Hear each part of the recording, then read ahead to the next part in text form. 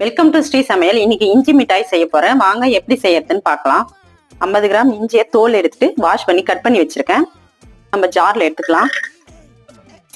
இப்போ இந்த கப்பால நான் 1.5 கப் வெல்லம் சேர்த்துக்கிறேன். இப்போ இதை நம்ம அரைச்சி எடுத்துக்கலாம். இப்போ அரைச்சி எடுத்தாச்சு. ஸ்டவ் ஆன் பண்ணி ஒரு பாத்திரத்துல நம்ம அரைச்ச பேஸ்ட்டை கலந்துக்கலாம். கொஞ்சமா மஞ்சள் தூள், ஒரு 1/4 ஸ்பூன் பெப்பர் நல்லா கலந்துக்கோங்க. இந்த ஈரப்பதம் வத்தி போகணும். இப்போ ஈரப்பதம் எல்லாம் வத்தி இருக்கு. இப்போ நம்ம ஸ்டவ் ஆஃப் பண்ணிடலாம். இப்போ இந்த மோல்டுல இஞ்சி மரப்பாவை எடுத்து வச்சாச்சு. இது ஒரு 1 மணி நேரம் ஆறட்டும், அதுக்கப்புறம் பார்க்கலாம். இப்போ இந்த மோல்டுல இருந்து நம்ம எடுத்துடலாம்.